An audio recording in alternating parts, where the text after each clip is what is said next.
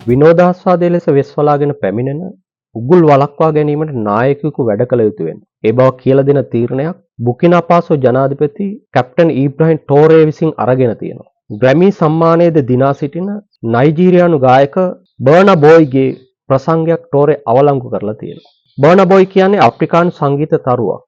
අප්‍රිකාවේ විතරක් නෙවෙයි ඇමරිකාවේ යුරෝපයේ තරුණ තරුණයන්ගේ හිත් දිනාගත් සංගීත තරුවක්.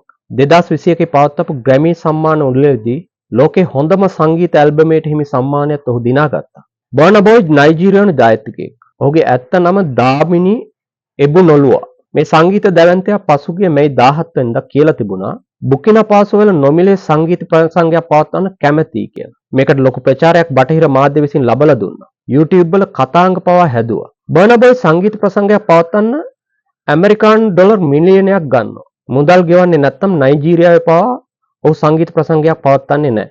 ඒ වුණත් මහා පුදුම සහගත ලෙස බුකිනාපාසෝ වල නොමිලේ ප්‍රසංගයක් පවත්වන ඔහු කැමැත්තෙන් හිටියා. ජනාධිපති කැප්ටන් ටෝරේ කිව්වේ මොකද්ද දන්නවද? ඔහු කිව්වා අපි ඔබට ආදරෙයි.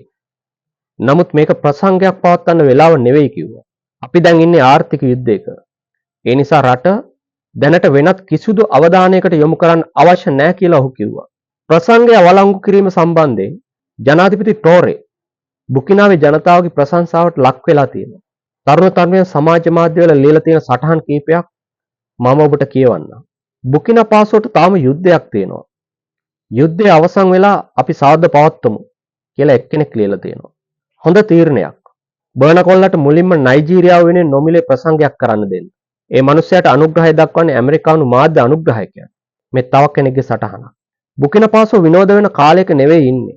ඔවුන්ට තවමත් ජාතිය ගොඩනැගීමේ වැඩ තියෙනවා කියලා තව එක්කෙනෙක් ලියලා තියෙනවා. මතකද මම කමෙන්ට් වලින් කිව්ව දේ එක්සත් ජනපදයේ නිහඬව යන්නේ නැහැ. ඔවුන් දන්නවා ඇතුළට රිංගන්නේ කොහොමද කියලා. ඔවුන් ඒක අවුරුදු ගණනාවක් තිස්සේ කරනවා. බුද්ධිමත්ව ඉන්න. දේවයන් වහන්සේ අප්‍රිකාවට ආශිර්වාද කරයි කියලා තව කෙනෙක් කියනවා.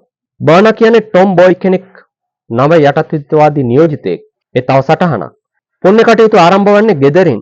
ඔහු නයිජීරියාවේ නොමිලේ සංදර්ශනයක් කළ යුතු අතර ආයහපත් ලෙස කටයුතු කිරීම නතර කළ යුතුයි. එහෙමත් ලියලා තිබුණා. ඇත්ත වශයෙන්ම කැප්ටන් ඊබ්‍රහීම් ටෝරේ මහජන මතය යටපත් කිරීමට සහ රටේ වර්ධනය වෙන අධිරාජ්‍ය විරෝධී ව්‍යාපාරය මට කිරීමට එරෙහිව නුවණින් තීරණ අරන් තියෙනවා.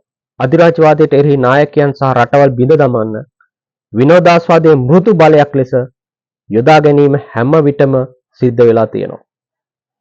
එම නිසා ටෝරේ තමන් කරන වැඩේ හොඳ අවබෝධයකින් කරන බව මේ තීරණයෙන් උනත් පැහැදිලි වෙනවා.